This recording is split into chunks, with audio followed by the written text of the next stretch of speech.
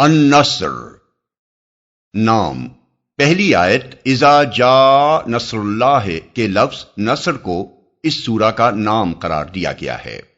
زمانہ نزول حضرت عبداللہ بن عباس رضی اللہ عنہ کا بیان ہے کہ یہ قرآن مجید کی آخری سورت ہے، یعنی اس کے بعد کوئی مکمل سورت حضور صلی اللہ علیہ وسلم پر نازل نہیں ہوئی۔ مسلم، نسائی، طبرانی، ابن ابی شیبہ، ابن مردوے۔ حضرت عبداللہ بن عمر رضی اللہ عنہ کی روایت ہے کہ یہ سورت حجۃ الوداع کے موقع پر ایام تشریق کے وسط میں بمقام منی نازل ہوئی، اور اس کے بعد حضور صلی اللہ علیہ وسلم نے اپنی اونٹنی پر سوار ہو کر اپنا مشہور خطبہ ارشاد فرمایا۔ ترمذی، بزار، بیہقی، ابن ابی شیبہ، عبد بن حمید، ابو یعلا، ابن مردوے۔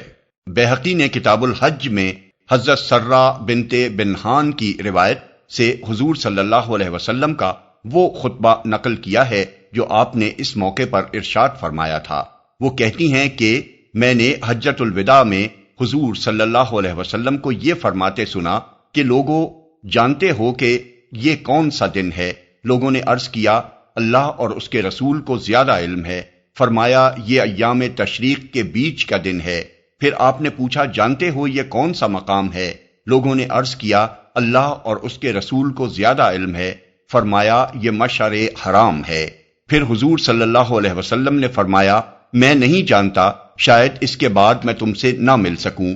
خبردار رہو، تمہارے خون اور تمہاری عزتیں ایک دوسرے پر اسی طرح حرام ہیں جس طرح یہ دن اور یہ مقام حرام ہے، یہاں تک کہ تم اپنے رب کے سامنے حاضر ہو اور وہ تم سے تمہارے اعمال کے بارے میں سوال کرے۔ سنو، یہ بات تم میں سے قریب والا دور والے تک پہنچا دے۔ سنو، کیا میں نے تمہیں پہنچا دیا؟ اس کے بعد جب ہم لوگ مدینہ واپس ہوئے تو کچھ زیادہ دن نہ گزرے تھے کہ حضور صلی اللہ علیہ وسلم کا انتقال ہو گیا۔ ان دونوں روایتوں کو ملا کر دیکھا جائے تو معلوم ہوتا ہے کہ سورہ نصر کے نزول اور رسول اللہ صلی اللہ علیہ وسلم کی وفات کے درمیان 3 مہینے کچھ دن کا فصل تھا، کیونکہ تاریخ کی روح سے حجۃ الوداع اور حضور صلی اللہ علیہ وسلم کے وصال کے درمیان اتنا ہی زمانہ گزرا تھا۔ ابن عباس رضی اللہ عنہ کا بیان ہے کہ جب یہ سورت نازل ہوئی تو حضور صلی اللہ علیہ وسلم نے فرمایا مجھے میری وفات کی خبر دے دی گئی ہے اور میرا وقت آن پورا ہوا۔ مسند احمد، ابن جریر، ابن المنذر، ابن مردوے۔ دوسری روایات جو حضرت عبداللہ بن عباس رضی اللہ عنہ سے منقول ہوئی ہیں ان میں بیان کیا گیا ہے کہ اس سورت کے نزول سے حضور صلی اللہ علیہ وسلم نے یہ سمجھ لیا تھا کہ آپ صلی اللہ علیہ وسلم کو دنیا سے رخصت ہونے کی اطلاع دے دی گئی ہے۔ مسند احمد، ابن جریر، طبرانی، نسائی، ابن ابی حاتم، ابن مردوے۔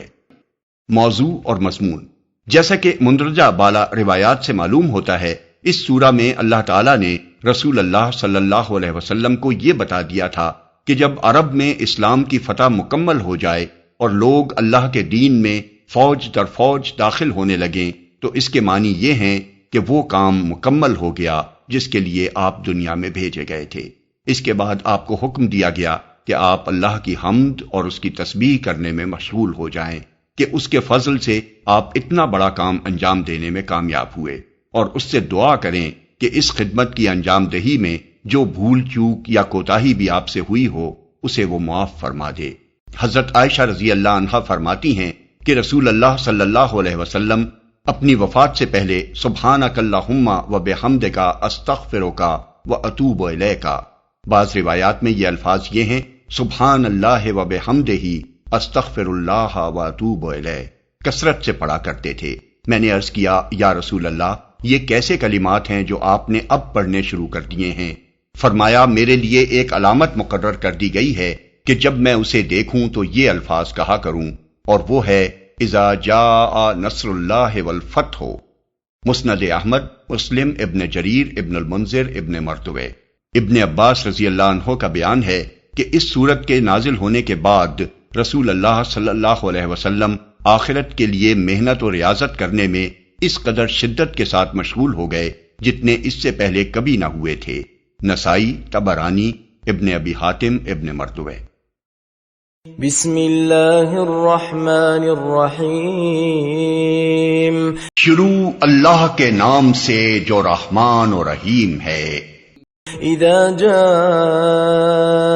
نصر الله والفتح ورأيت الناس يدخلون في دين الله أفواجا فسبح بحمد ربك واستغفره إنه كان توابا۔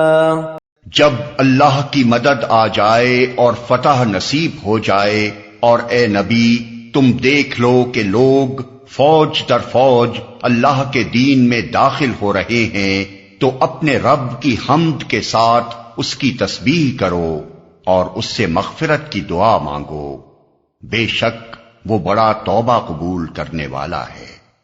فتح نصیب ہو جائے، فتح سے مراد کسی ایک مارکے میں فتح نہیں، بلکہ وہ فیصلہ کن فتح ہے جس کے بعد ملک میں کوئی طاقت اسلام سے ٹکر لینے کے قابل باقی نہ رہے، اور یہ امر واضح ہو جائے کہ اب عرب میں اسی دین کو غالب ہو کر رہنا ہے۔ داخل ہو رہے ہیں، یعنی وہ وقت آ جائے جب پورے قبیلے اور بڑے بڑے علاقوں کے باشندے کسی جنگ اور کسی مزاحمت کے بغیر از خود مسلمان ہونے لگیں۔ یہ کیفیت 9 ہجری کے آغاز سے رونما ہونی شروع ہوئی، جس کی وجہ سے اس سال کو سال وفود کہا جاتا ہے۔ عرب کے گوشے گوشے سے وفد پر وفد رسول اللہ صلی اللہ علیہ وسلم کی خدمت میں حاضر ہونے لگے اور اسلام قبول کر کے آپ کے دست مبارک پر بیعت کرنے لگے، یہاں تک کہ 10 ہجری میں جب حضور صلی اللہ علیہ وسلم حجۃ الوداع کے لیے تشریف لے گئے، اس وقت پورا عرب اسلام کے زیر نگیں ہو چکا تھا اور ملک میں کوئی مشرک باقی نہ رہا تھا۔ تسبیح کرو، اس موقع پر حمد کا مطلب یہ ہے کہ اس عظیم کامیابی کے متعلق تمہارے دل میں کبھی اس خیال کا کوئی شائبہ تک نہ آئے کہ یہ تمہارے اپنے کمال کا نتیجہ ہے، بلکہ اس کو سراسر اللہ کا فضل و کرم سمجھو، اس پر اس کا شکر ادا کرو اور قلب و زبان سے اس امر کا اعتراف کرو کہ اس کامیابی کی ساری تعریف اللہ ہی کو پہنچتی ہے۔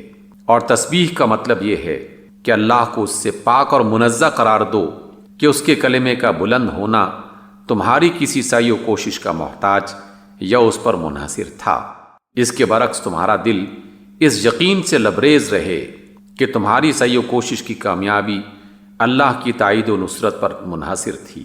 وہ اپنے جس بندے سے چاہتا اپنا کام لے سکتا تھا، اور یہ اس کا احسان ہے کہ اس نے یہ خدمت تم سے لی اور تمہارے ہاتھوں اپنے دین کا بول بالا کرایا۔